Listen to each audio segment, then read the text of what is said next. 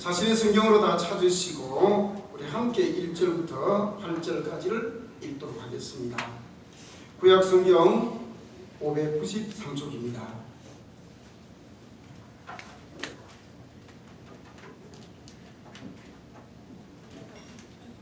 1절부터 8절까지 우리 같이 읽습니다. 시작. 이스라엘의 왕 엘라의 아들 호세아 제3년에 유다 왕 아하스의 아들 히스기야가 왕이 되니 그가 왕이 될 때에 나이가 25세라.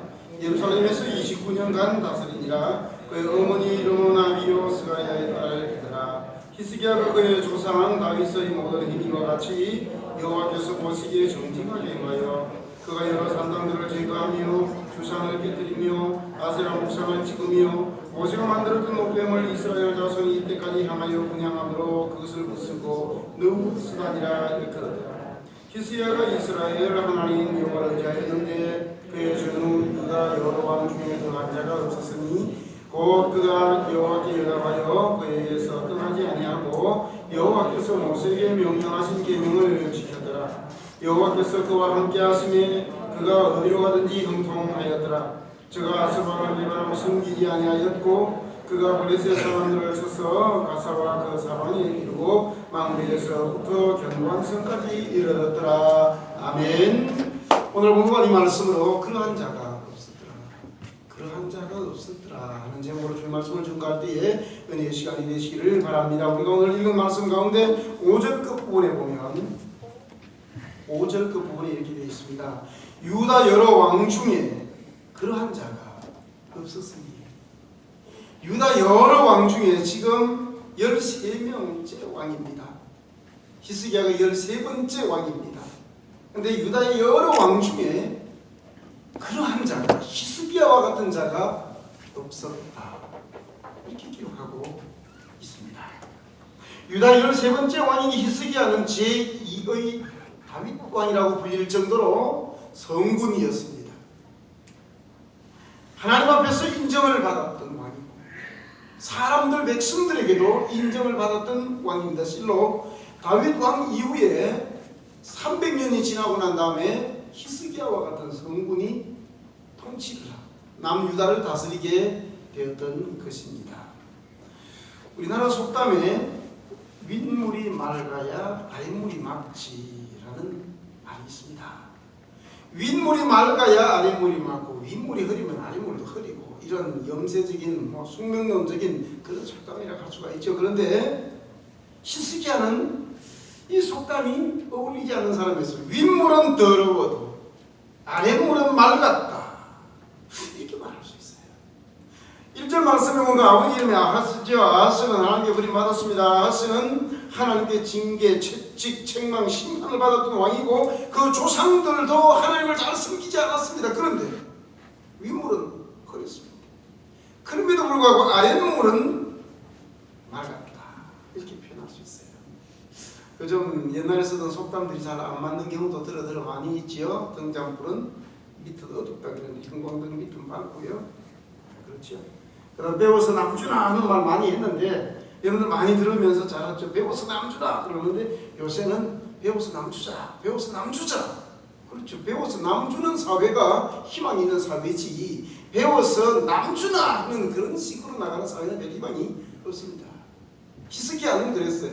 히스기야는 윗물은 더러워도 윗물은 맑지 못해도 윗물은 우상숭배하고 하나님의 징계와 책망을 받아도 아랫물은 맑다, 그렇게 말할 수 있는 사람, 그렇게 표현될 수 있는 사람이 히스기야였습니다.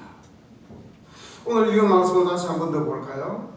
3절 말씀에 보면 히스기야가 그의 조상 다윗의 모든 행위와 같이 여호와께서 보시기에 정직히 행하였다, 이렇게 표현하고 있고요. 6절 말씀, 곧 그가 히스기야입니다.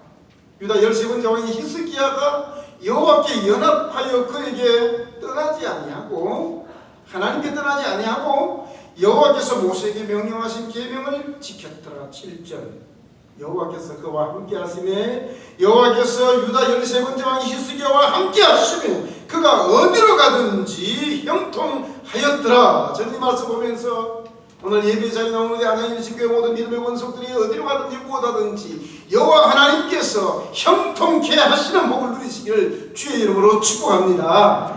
더 큰 소리로 아멘. 히스기야가 그런 사람이었어요. 히스기야가 저가 아수르 왕을 배반해서 섬기지 아니하였습니다. 그리고 8절 말씀 보면 블레셋 쳐서 가사와 그 사방이나 망대부터 견고한 성까지 이르러 부국 강병을 이루었습니다. 하나님을 잘 섬겼고 백성들에게 인정을 받았고 부국 강병한 나라를 만들었습니다. 히스기야가 이런 사람이었습니다. 제2의 다윗이라고 불리고 남유다의 성군이라고 불릴 정도로 인정을 받았던 왕이었어요. 그래서 열왕기하 18장, 19장, 20장 3장, 역대하 29장, 30, 31, 37장에 걸쳐서 히스기야에 대해서 기록합니다. 우리는 지금 계속해서 남유다와 북이스라엘의 왕들의 역사, 왕조실록을 살펴보면서 오늘 이 시대에 주시는 하나님의 음성을 듣기를 원하고 하나님의 뜻을 분별하기를 원하는데, 정말 남유다와 북이스라엘 왕들의 인생 통치를 추적해보는 가운데 정말 히스기야처럼 이게 길게 기록된 왕이 없습니다. 7장에 걸쳐서 길게 통치를 기록하고 심지어 이사야 37장에서도 히스기야 통치에 관해서 기록하고 있습니다. 제가 전에 말씀드린 대로 조선시대도 그랬다 그랬지요. 궁궐에서 태어나서 궁궐에 살았다 그래서 전부 다 왕릉에 들어가는 게 아닙니다. 묘에 들어가는 사람도 있고 원에 들어가는 사람도 있고 능에 들어가는 사람, 묘, 원, 능. 조선시대 궁궐에 살던 사람도 왕족들도 이렇게 무덤이 다 나뉘게 됩니다. 이스라엘도 마찬가지였습니다. 유다도 마찬가지였습니다. 사람이 죽고 난 다음에 무덤을 어디에 쓰느냐, 산소, 묘를 어디에 쓰느냐 하는 거 보면 금방 알 수 있어요. 예루살렘은 성의 묘를 썼습니다. 예루살렘 성에 쓴 사람이 있어요. 왕들 가운데 왕의 묘실들 곁에 묘를 쓴 사람도 있습니다. 그런가 하면 다윗 왕의 묘실에 묘를 쓴 사람도 있습니다. 그런데 역대하 32장 33절 말씀을 보면, 역대하 32장 33절은 히스기야의 맨 마지막 죽음에 관해서 기록하는데 이렇게 표현하고 있습니다.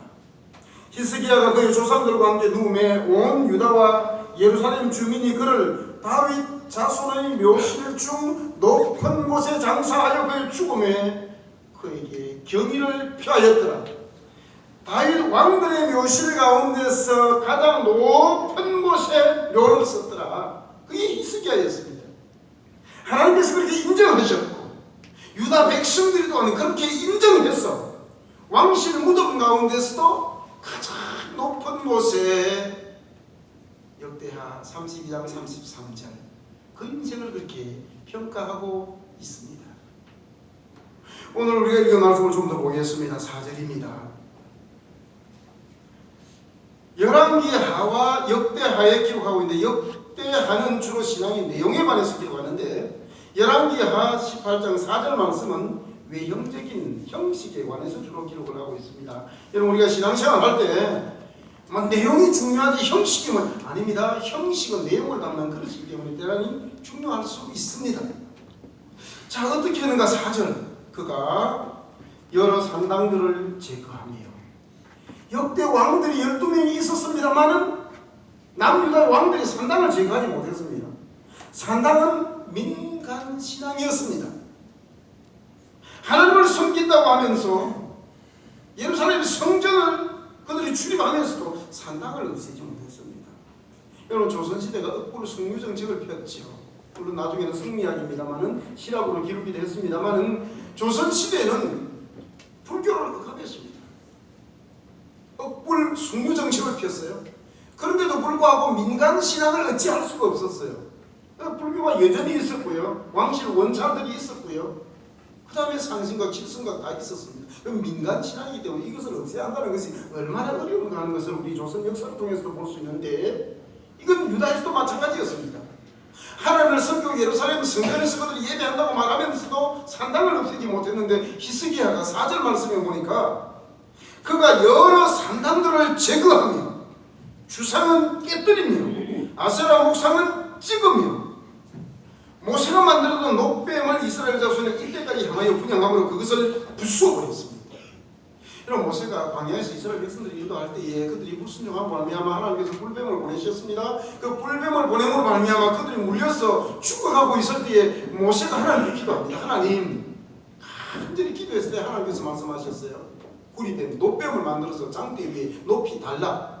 근데 민수기 21장 9절 말씀에 그 장대에 달린 노뱀을 바라보는 사람들마다 살았습니다.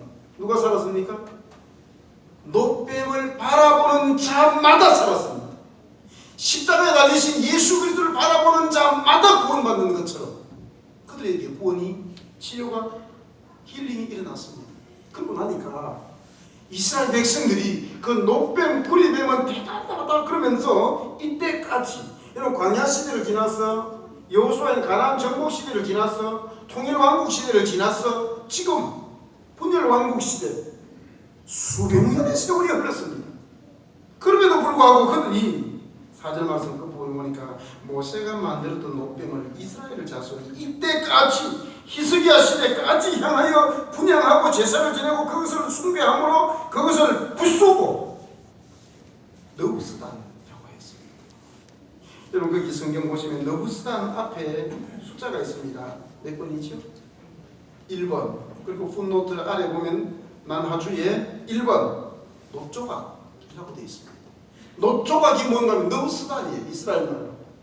아니 하나님께서 이스라엘 백성들을 고쳐주시고 하나님께서 복의 근원이 되시고 하나님께서 복을 주시고 우리 하나님께서 좋은 것을 주시고 아멘 하시기 바랍니다.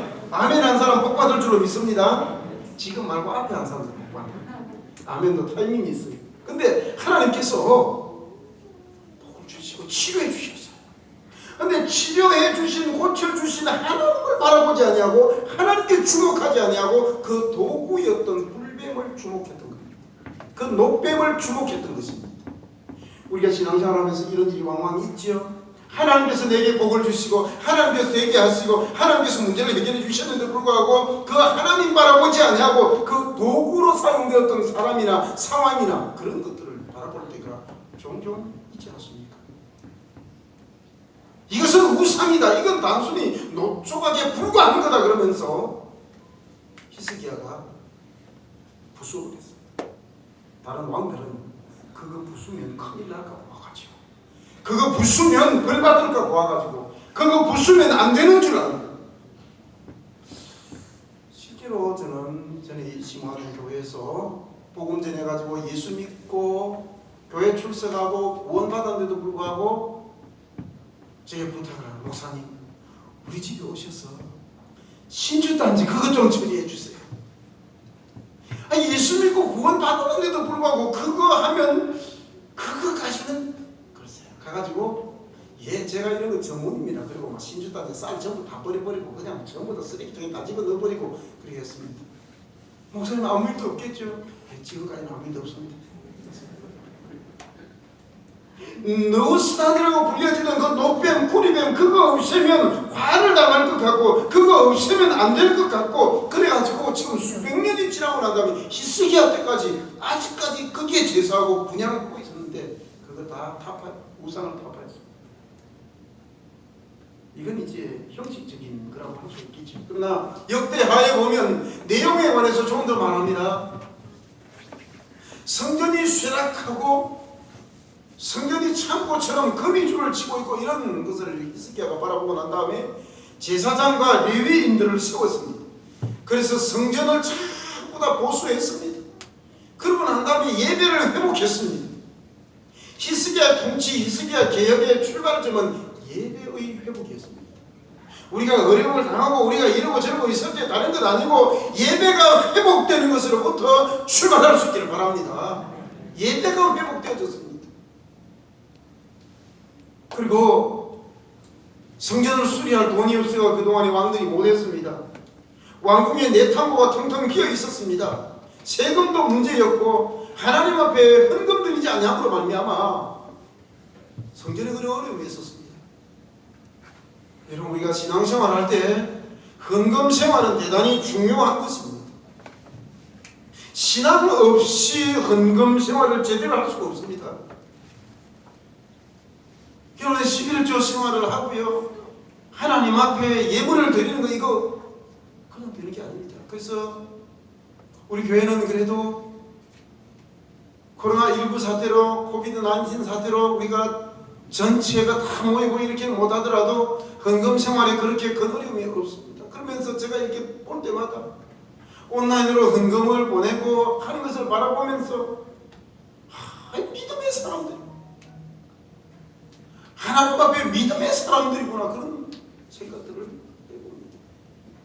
이전에 보지 않던 헌금 명단을 코로나19 시대에 더 저는 자세히 보면서 교회 분명히 안 왔는데 출석을 하지 않았는데 그럼에도 불구하고 여러분 그 믿음 없이 11조를 드린다는 것 불가능하거나 이것은 매우 어려운 것입니다. 히스기야가 이제 개혁을 주장하면서 제일 먼저 했던 것이 그들의 예배가 회복되어지고 그들의 헌금 생활이 회복되어지고 유월절 절기를 지키게 되었습니다. 유월절은 정월 14일입니다. 1월 14일입니다. 그런데 제사장과 레위인들이 아직까지 준비가 되지 않아서 역대하 말씀에 보면 한 달 늦추어서 2월 14일 날 유월절 지켰습니다. 그렇게라도 하나님 앞에 예배하고 그렇게라도 하나님 앞에 회복되어지는 게 중요하다고 생각했기 때문에 그렇습니다. 그러면서 히스기야는 특별히 북쪽에 있는 사람들을 초청했습니다. 오늘 성경 말씀을 보면 도발꾼들을 보냈다 그랬어요. 파발말을 다 띄워가지고 유월절 절기, 유월절 절기를 지키고 예배하고자 하는데 예루살렘 성전으로 오세요. 그러면서 북쪽에 있는 사람들까지 다 초청을 했어요. 이것이 분열 왕국 시대에 처음 있는 일이었습니다. 그래서 북쪽에서 사람들이 다 내려온 건 아니에요. 그들 가운데 하나님을 섬기고 영적인 사람들이 남쪽으로 내려와서 예루살렘 성전에서 히스기야 시대에 남북 함께 모여서 성전에서 유월절 제사를 드렸습니다. 이것이 전무후무한 역사였습니다. 그렇기 때문에 오늘 우리가 읽은 말씀 가운데서 5절에 유다 여러 왕 중에 그러한 자가 없었더라 이렇게 말하는 거예요.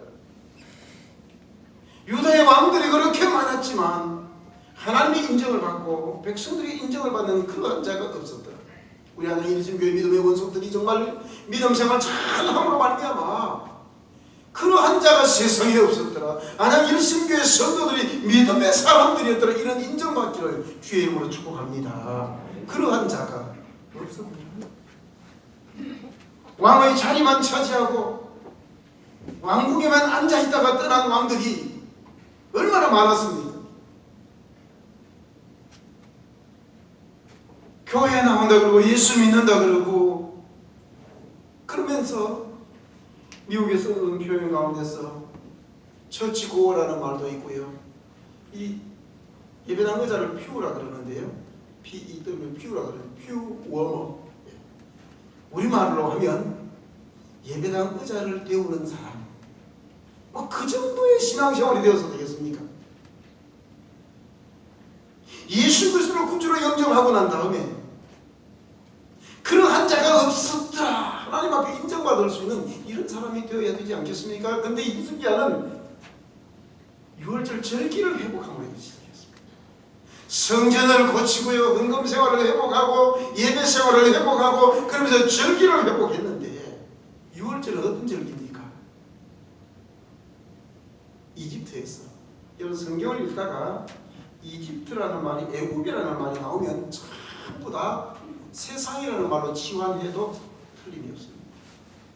그러니까 애굽에서 살다가 출애굽할 때 홍해 들어가기 전에 홍해 통과하기 전에 절기가 뭐죠?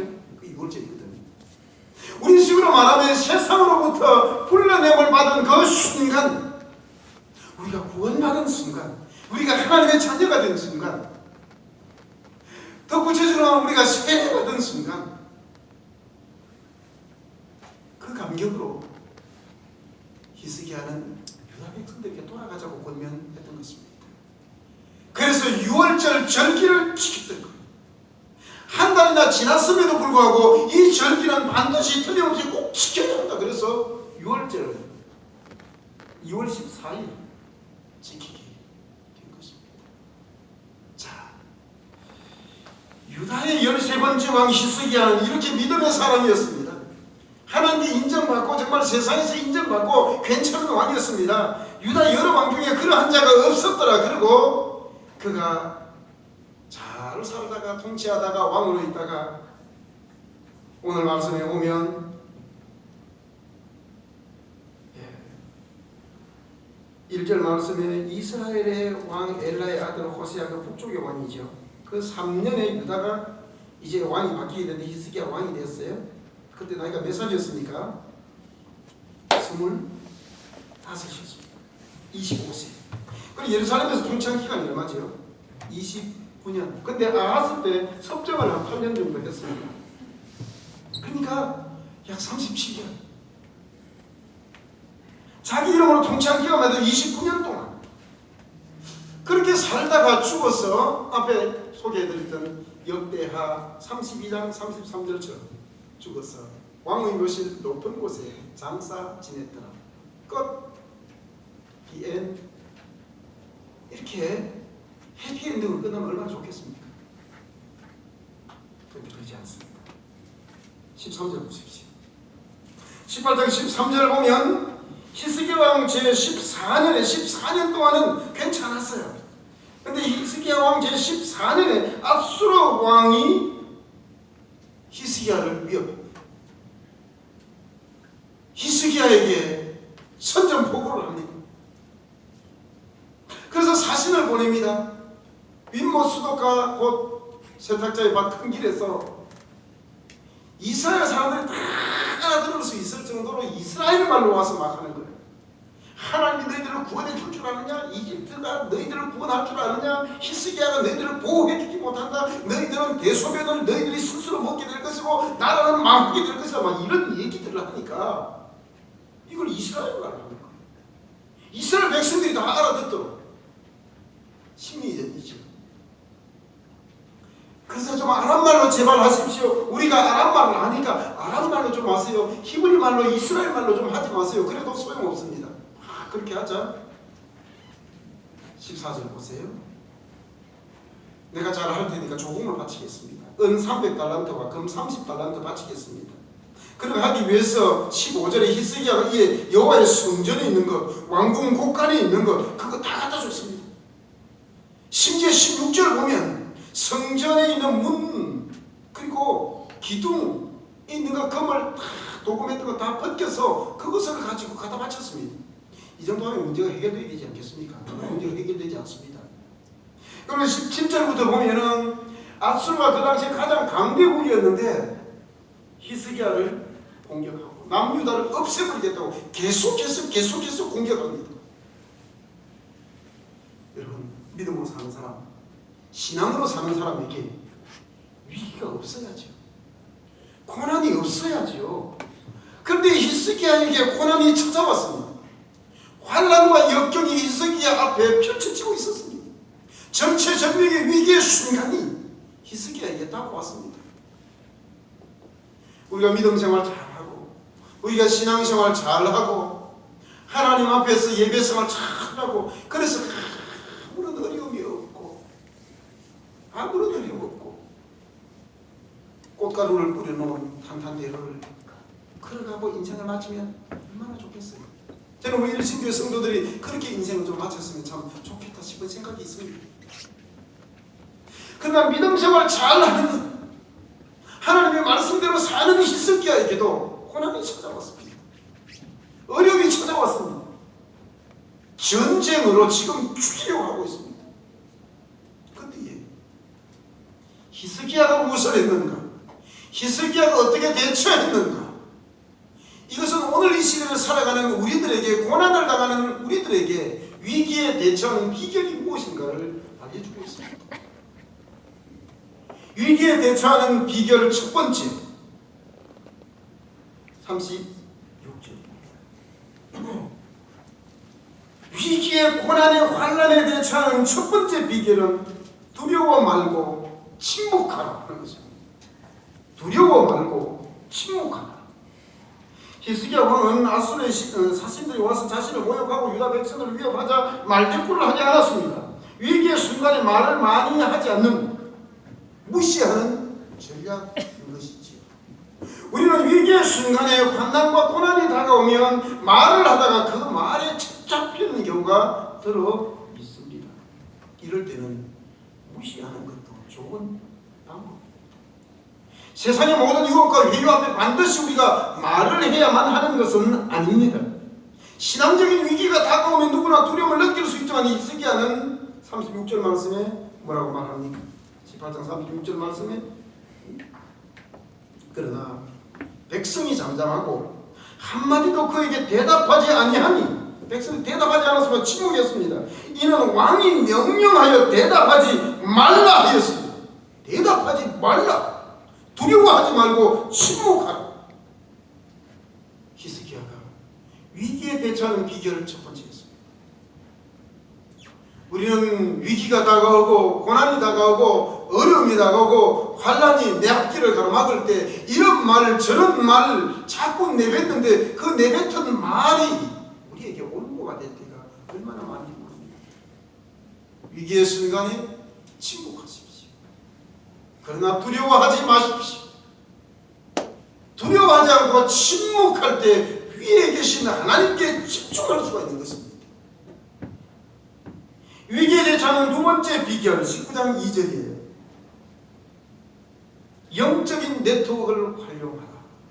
영적 인맥을 활용하라. 우리 모두에게 위기가 다가옵니다. 어려움이 다가올 수 있습니다. 그때 2절 말씀을 보면 왕궁의 책임자인 엘리야김과 서기관 셈나와 제사장 중 장로들, 제사장 전체는 아니었던 것 같습니다. 제사장 중 장로들에게 그리고 이사야에게 이 위기를 극복할 수 있는 비결, 영적인 네트워크가 있었습니다. 영적인 인맥이 있었습니다.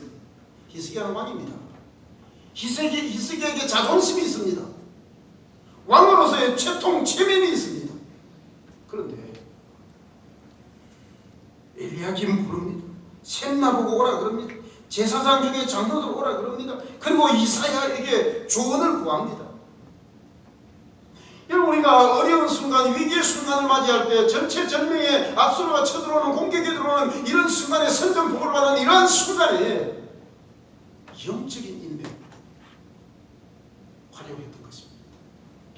사랑하는 일신교회 성도 여러분, 우리가 공예배를 통해서 이렇게 감동받고 우리가 은혜를 받습니다. 그러나 우리가 소그룹으로 모여서 함께 해야 되는 이유는 뭘까요? 그것은 영적인 교제를 위해서, 성도의 교제를 위해서 그렇습니다. 어려운 순간에 이런저런 전문가 찾아가고 또 다른 사람 찾아가고 그렇게 하는 것이 아니라 영적인 사람 찾으시길 바랍니다. 영적인 친구가 얼마나 중요한지 모릅니다. 저는 여러분들의 자녀들에게 이렇게 좀 했으면 좋겠어요. 적어도 중고등학생 시절에는요, 여러분 대학교 때 만난 친구들이 그런 하기가 참 힘이 듭니다. 물론 선교단체에서 가능하기도 하다고 그러는데 중고등학교 때 영적인 친구가 참 중요해요. 어려움의 순간에, 위기의 순간에 영적인 친구에게 기도를 부탁하고, 여러분 신앙생활할 때 여러분 어려움이 다가왔을 때, 환난이 다가왔을 때 기도를 부탁할 수 있는 친구가 있습니까? 친구 만드시기를 바랍니다. 60, 70 되고 난 다음에 갑자기 친구가 만들어지는 것은 아니기 때문에 그렇습니다. 영적인 네트워크, 영적인 인맥을 활용했습니다. 그래서 그 국가적인 재난, 왕으로서의 왕위가 뺏길지도 모르는, 여기서 아수르 왕이 그러거든요. 너 나라 멸망시키고 다 백성들 끌고 가고 너 전부 다 죽여버릴 것이고 그 얘기하거든요. 죽을 수밖에 없는 상황입니다 지금. 그런데도 이들을 바꾸게 했어요. 영적인 사람들이 나에게 힘을 줍니다. 영적인 사람들이 우리가 다른 사람에게 힘을 줄 수 있습니다. 그래서 제가 자주 강조하지요. 운동을 나가도 웨이트가 좋으면 적어도 메타 줄일 수 있다 그랬어요. 뭐 100탄 하는 사람이 갑자기 싱글치고 그런 일은 없습니다. 그러나 메타는 줄입니다. 공부 잘하는 친구가 같이 있으면 뭐 5점, 10점 안 올라갑니다. 그냥 1, 2점 올릴 수 있습니다. 바둑도 잘 두는 사람하고 하면요, 그렇습니다.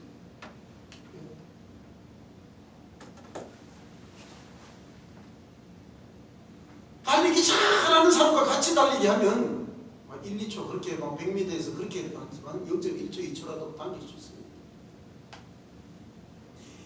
영적인 지구를, 영적인 인맥을, 거룩한 카르텔을 형성하라 하는 것입니다.